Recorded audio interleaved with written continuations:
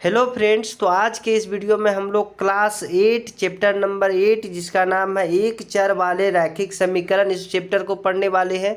इसका हम लोग 2 पार्ट पढ़ चुके हैं। आज ये थर्ड पार्ट है। थर्ड पार्ट में हम लोग एक्सरसाइज 8.1 का क्वेश्चन नंबर 6 से देखेंगे, क्योंकि 5 तक हम लोग सॉल्व कर चुके थे। तो आज हम लोग स्टार्ट करते हैं क्वेश्चन नंबर 6 से। देखिए क्वेश्चन नंबर 6 में क्या बोला गया है। 6 के 3 लगातार गुणजों का योग 144 होता है, तो गुणजों को ज्ञात कीजिए। दैट मीन्स क्या हुआ, सबसे पहले बोला गया कि 6 के 3 लगातार गुणजों। सबसे पहले गुणज का मतलब समझना होगा और लगातार का मतलब क्या होता है ये समझना होगा। देखिए गुणज बोला जाता है जो 6 का मल्टीपल हो। दैट मीन्स क्या हुआ कि जो 6 से विभाजित होता हो, यानी 6 से कटता हो। जैसे 6 से कटने वाला संख्या 12 6 से कटता है कि नहीं, कटता है। तो ये 6 से कटता है ना, तो इसी को बोला जाता है ये 6 का गुणज है। अब लगातार चाहिए ना, तो इसके बाद कौन आता है, तो 6 के बाद देखो 6 दूना 12, 6 तिया कितना होता है 18। तो इसके बाद जो गुणज मिलेगा ना वो क्या है, 18 है। 18 है ना। इसके बाद जो मिलेगा वो क्या मिलेगा, 24। तो 6 के लगातार 3 गुणज ज्ञात करना है। लेकिन ये 3 गुणज जो होना चाहिए ना, ये तीनों को जोड़ने के बाद 144 होना चाहिए। कितना होना चाहिए, 144 होना चाहिए। तो वैसा 3 गुणज को हम लोग को ज्ञात करना है। तो सबसे पहले हमको तो कोई नहीं पता ना कि कौन सा पहला गुणज है। तो हम मानेंगे कि 6 का पहला गुणज, क्या मानेंगे, 6 का पहला गुणज। अब 6 का पहला गुणज मानेंगे ना, तो इसको हम यक्स नहीं मान सकते हैं। यक्स इसीलिए नहीं मान सकते हैं क्योंकि देखिए अगर यक्स का वैल्यू 1 आ गया तो ये 6 से कटेगा, 6 से नहीं कटेगा। इसीलिए हम 6 का पहला गुणज हम यक्स नहीं मान सकते, क्योंकि जो यक्स है ना ये 6 से नहीं कटेगा। अगर 1 आ गया यक्स के पास तो हम 6 से नहीं काट सकते हैं। इसीलिए हम पहला गुणज जब मांगेंगे ना तो 6x प्लस 6x मानेंगे। क्या मानेंगे, 6x, ताकि यक्स के पास कुछ भी आए वो 6 से कटे। जैसे 1 आ गया तो 6 इंटू 1 6 हो गया, 2 आ गया तो 6 इंटू 2 12 हो गया, और ये सब 6 से कटेगा। इसीलिए 6 का पहला गुणज हम क्या मानेंगे, 6x। और 6 का दूसरा गुणज, 3 गुणज बोला गया है ना, तो 6 का दूसरा गुणज, 6 का दूसरा गुणज क्या हो जाएगा, 6x प्लस 6। प्लस 6 क्यों किए, क्योंकि लगातार चाहिए, लगातार चाहिए तो इससे 6 ज़्यादा ही होगा ना। देखिए इसके बाद लगातार चाहिए तो 12 के बाद क्या आता है, 18, जो 6 से कटता है। तो लगातार चाहिए तो 12 से कितना ज़्यादा है, 6 ज़्यादा है। तो पहला है 6x, तो इससे 6 ज़्यादा कर देंगे तो दूसरा गुणज मिल जाएगा। अब हमको तीसरा गुणज चाहिए, तो 6 का तीसरा गुणज क्या लिखेंगे, 6 का तीसरा गुणज, 6 का तीसरा गुणज क्या हो जाएगा, देखिए 6x प्लस 12। देखिए इससे 6 ज़्यादा और करेंगे तो तीसरा मिल जाएगा। जैसे 6 से ज़्यादा 12 की, 12 से ज़्यादा 6 किए तो 18 मिल गया, 18 से 6 ज़्यादा किए 24 मिल गया। 12 से ये 12 ज़्यादा है ना, तो ये 6 से कितना ज़्यादा होगा, 12 ज़्यादा होगा। तो ये 3 गुणज हमें मिल गया। 3 गुणज तो हम लोग मान लिए। अब प्रश्न में क्या बोला है कि ये तीनों गुणजों को अगर हम जोड़ते हैं ना, तो इसका जोड़ जो है योग है 144 प्राप्त होता है। तो अब प्रश्न से क्या लिखेंगे, तीनों गुणजों का योगफल। जैसे पहला गुणज क्या है 6x, दूसरा गुणज क्या है 6x प्लस 6, तीसरा गुणज क्या है 6x प्लस 12। ये तीनों को जोड़ने के बाद कितना आता है 144। अब देखिए 6 और 6 12, 12 और 6 18, 18x हो गया। और नंबर में कितना है 12 और 6 18, प्लस का 18 इक्वल टू 144। क्या हो जाएगा 144। अब देखिए 18x equal to 144 minus 18, 144 minus 18। अब 18x इक्वल टू क्या हो जाएगा, देखिए अब 4 में से 8 माइनस कीजिएगा तो कितना हो जाएगा, 14 में से 8 माइनस कीजिएगा तो 6 हो गया। 13 में से 3 में से 1 जाएगा तो 2 बचा, और 1 का 1 बचा। तो 18x इक्वल टू 126 आया। अब x इक्वल टू क्या हो जाएगा 126 डिवाइड बाय 18। अब 18 से काटिएगा तो कितना बार में कटेगा, 18 सत्ते 126, 7 बार में कटेगा। कितना बार में कटेगा, 7 बार में। तो यक्स का वैल्यू कितना आ गया, 7 आ गया। अब हम पहला गुणज देखते हैं कि कौन सा हो जाएगा। तो 6 का पहला गुणज हम क्या माने थे, देखिए 6 का पहला गुणज हम लोग क्या माने थे 6x। तो पहला गुणज क्या हो जाएगा, 6 का पहला गुणज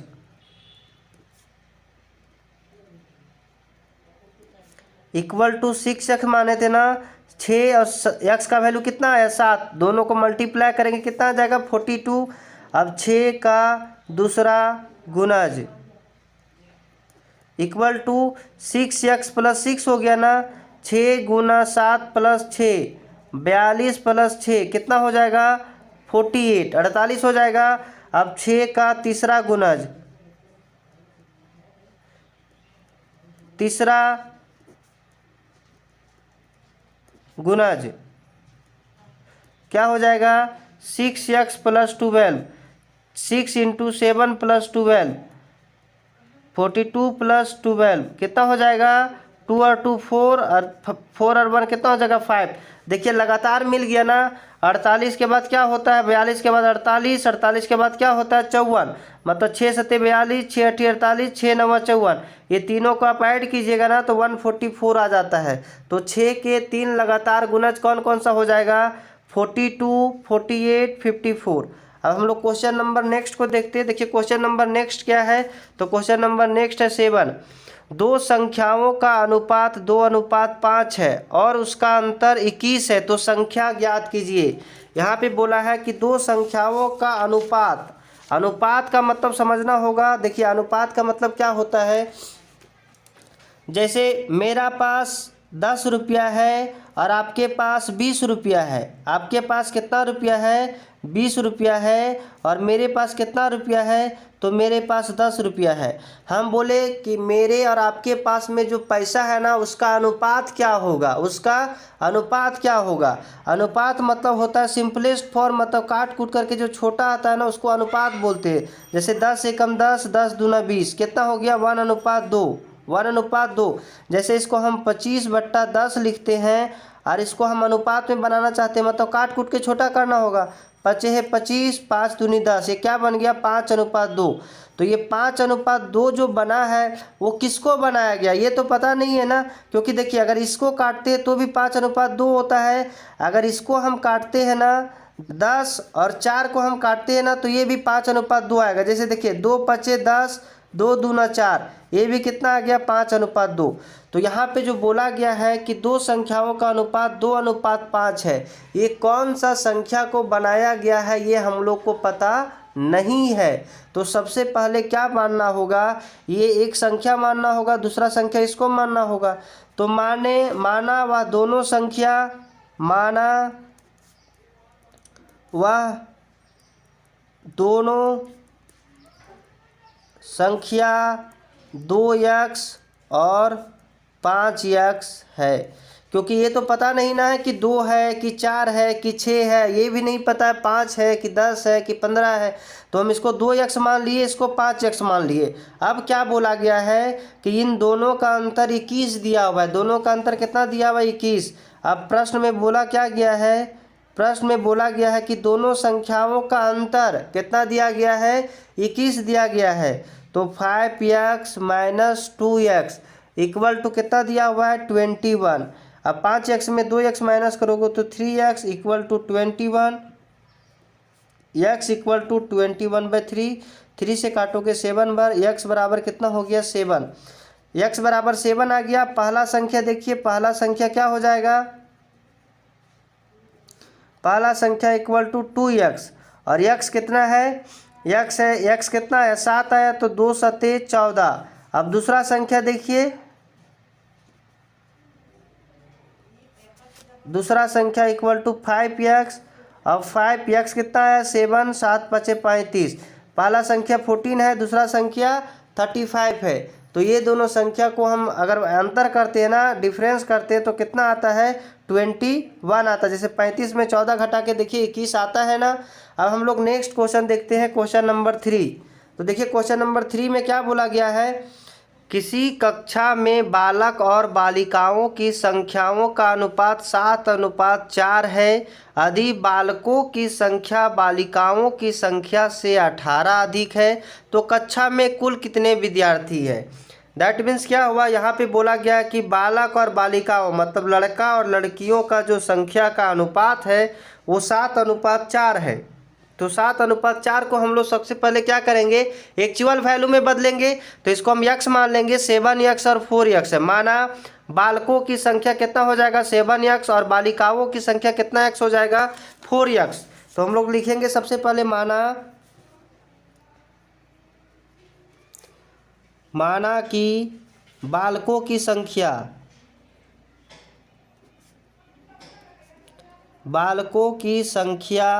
इक्वल टू 7x और बालिकाओं की संख्या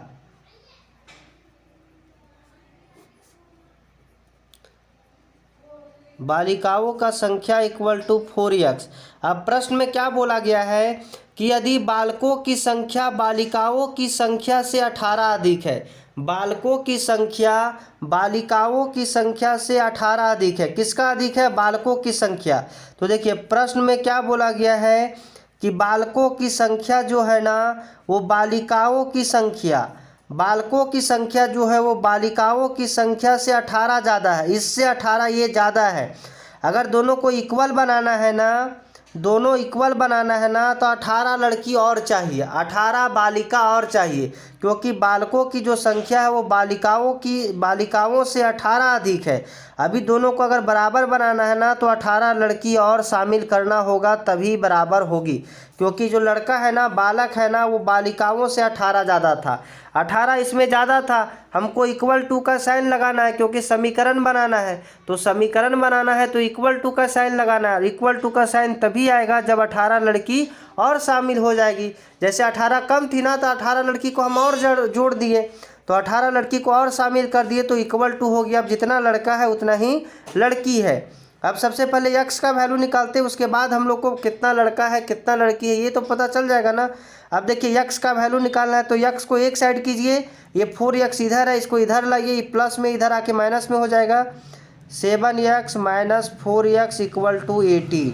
7x में 4x माइनस करेंगे तो कितना हो जाएगा 3x equal to 18। x equal to क्या हो जाएगा 18/3। अब 3 से काटेंगे, कितना बार में कटेगा 6 बार में, तो x इक्वल टू कितना आ गया 6। अब बालकों की संख्या देखते हैं क्या होगा, क्योंकि बालक की संख्या क्या है 7x और बालिकाओं की संख्या क्या है 4x। तो ये दोनों को देखेंगे लड़का कितना है लड़की कितनी है। तो सबसे पहले निकालेंगे बालकों की संख्या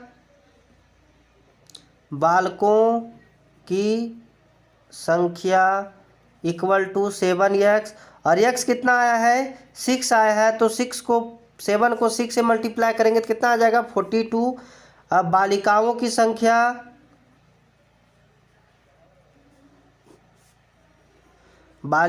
की संख्या इक्वल टू क्या हो जाएगा 4x और x कितना आया है 6 आया है, और 6 चौके कितना हो जाएगा 24 हो जाएगा।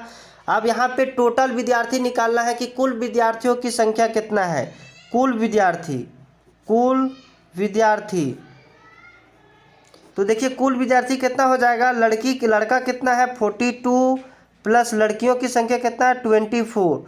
दोनों को ऐड करेंगे तो 2 और 4 कितना हो गया 6, 4 और 2 कितना हो गया 6।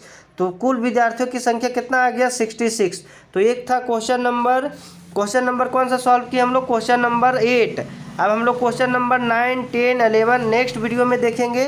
तो आज के लिए इतने ही रखते हैं, तब तक के लिए बाय बाय।